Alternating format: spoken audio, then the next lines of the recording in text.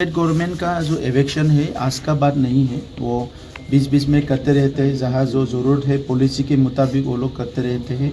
तो इसमें मुझे नहीं बोलना है, स्टेट का पॉलिसी है और हमारा काउंसिल का पॉलिसी हम लोग का खुद का पॉलिसी है, उससे हम लोग चलेंगे। स्टेट का पॉलिसी से स्टेट चलता है, सेंट्रल का पॉलिसी तो सेंट्रल चलता है। तो इसमें मुझे बहुत ज़्यादा कुछ बोलना नहीं है। जैसे इनका पॉलिसी है वो काम करेगा।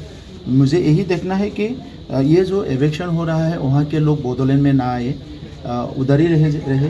मैं उन लोग को स्टेट गवर्नमेंट को भी मेरी तरफ से मैं अनुरोध करता हूँ, और जो वहाँ एवेक्टेड है उन लोगों को भी बोलता हूँ मैं उधर ही रह जाए, क्योंकि बोडोलैंड में बहुत सारे कॉन्फ्लिक्ट, बहुत सारे वायलेंस, हिंसा पहले हुए थे और हम लोग हिंसा यहाँ नहीं चाहते हैं, तो वो लोग वही रहे। और दूसरा जो है हमारे यहाँ जो भी है प्रॉब्लम्स, इसको हमारी तरीका से हम लोग इसको हल करने के लिए कोशिश करेंगे। सर हिंसार पिछत घूरी आइसे शांति और शांतिर लगे लगे प्रतिभा विकास होइছে যুৱচাম দ্বিতীয়বাৰৰ কাৰণে চাওক, এটা অনিশ্চয়তা, এটা অস্থিৰতাৰ পিছত আমাৰ চৰকাৰ আহিছে, আৰু এতিয়া আমাৰ চব প্ৰায়ৰিটিটো আছিলে এটা স্থিৰতা আনা। এতিয়া শান্তি আৰু বড়োলেণ্ডত স্থিৰতা আহিছে। যি কি নহওক কাম, যি কি নহওক চিন্তা, যি কি নহওক আমাৰ কি আছে এজেণ্ডা, এতিয়া বাস্তৱত ৰূপায়ণ কৰিব পাৰে। তাত কোনো কোনো ধৰণৰ অসুবিধা নাই। কিন্তু আমি এতিয়া ফ'কাছ কৰিছোঁ যে ভাৰতবৰ্ষখন প্ৰধানমন্ত্ৰী ডাঙৰীয়াই এখন বিকশিত দেশ গঢ়িব বিচাৰিছে, আৰু প্ৰধানমন্ত্ৰী ডাঙৰীয়াৰ মিছন আৰু ভিজন, য'ত দেশখন যদি বিকশিত দেশ হ'ব লাগে, ইয়াৰ ইনফ্ৰাষ্ট্ৰাকচাৰবিলাক তাৰ এই ষ্টেণ্ডাৰ্ডৰ হ'ব লাগিব। ইয়াত যিখিনি আমাৰ মানৱ সম্পদ আছে, এই মানৱ সম্পদখিনি ভালমতে আগুৱাই নিব লাগিব। গতিকে আমাৰ এৰিয়াটো প্ৰায় বহুত দশক ধৰি আনটাচ এৰিয়াৰ নিচিনা আছিলে, যদিও কেন্দ্ৰ চৰকাৰৰ আমি অধীনত আছোঁ, ৰাজ্য চৰকাৰৰ অধীনত আছোঁ। এই এৰিয়াটো বহুত দশকৰ পৰা দশক আনটাচ হৈ থকাৰ কাৰণে ডেভেলপমেণ্টেল যিটো ষ্টেটাছ সেইটো বহুত তলত আছিলে। তো সেইকাৰণে এতিয়া আমি যুৱ যুৱতীসকলৰ কাৰণে, ছাত্ৰ ছাত্ৰীসকলৰ কাৰণে, কৃষকৰ কাৰণে, মহিলাৰ কাৰণে পৃথক পৃথক পৃথক কিছুমান আমি ভিজন বনাইছোঁ, আৰু সেই ভিজনবিলাক বাস্তৱত ৰূপায়ণ কৰিব পৰা ভিজন। আমি কাউন্সিল চৰকাৰ, যিহেতু ষ্টেটৰ নিচিনা বাজেট নাথাকে, ডাঙৰ বাজেট, আমাৰ কেন্দ্ৰৰ নিচিনা ডাঙৰ বাজেট নাথাকে, সৰু বাজেট থাকে আমাৰ।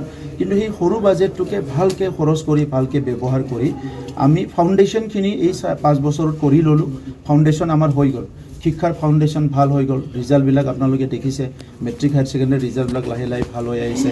অৰ্থনৈতিক ফাউণ্ডেশ্যনটো আমি কৰিলোঁ, লাইভলিহুড মিছন, এগ্ৰিকালচাৰ, এলাইড, হেণ্ডলুমৰ পৰা আদি কৰি, আৰু হিউমেন ৰিচোৰ্চ ডেভেলপমেণ্টৰ কাৰণে যিটো ফাউণ্ডেশ্যন, ইলেমেণ্টাৰী স্কুলৰ পৰা KG to PG স্কুলবিলাক ঠিক কৰা, টিচাৰ এপইণ্টমেণ্ট কৰা, টিচাৰসকলক ট্ৰেইনিং দিয়া, কাউন্সিলিঙৰ কাৰণে টিচাৰসকলক ট্ৰেইন কৰা, যাতে ষ্টুডেণ্টবিলাকক কাউন্সিলিং কৰিব পাৰে, ছায়েন্স এডুকেশ্যনটো গুৰুত্ব দিয়া, আৰু লগতে স্পৰ্টছ আৰু কালচাৰ এইটো আমি গুৰুত্ব দিছোঁ।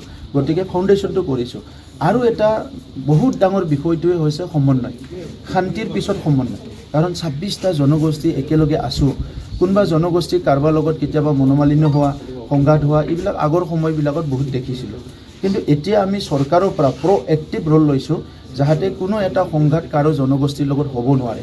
এইকাৰণে 26টা জনগোষ্ঠীৰ এটা মিলনভূমি হিচাপে বিভিন্ন কাৰ্য, বিভিন্ন একশ্যন, বিভিন্ন এক্টিভিটিবিলাক আমি তেনেকুৱা ডিজাইন কৰিছোঁ, যাতে সঘনে এই 26টা জনগোষ্ঠী মিলিত হ'ব পাৰে, আৰু তেখেতসকলে ভৱিষ্যত জীৱনৰ পৰিকল্পনা একেলগে কৰিব পাৰে।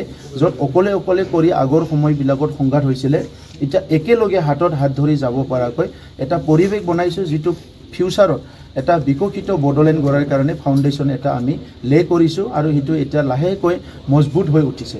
গতিকে আপোনাৰ যিটো প্ৰশ্ন যে অনাগত দিনত UPPL দল হিচাপে যিটো UPPL মডেল অফ পলিটিক্স, সেইটো টোটেলি বড়োলেণ্ডৰ 35 লাখ জনসাধাৰণৰ প্ৰেজেণ্ট আৰু ফিউচাৰটো লৈ ডিজাইন কৰা হৈছে। Thank you.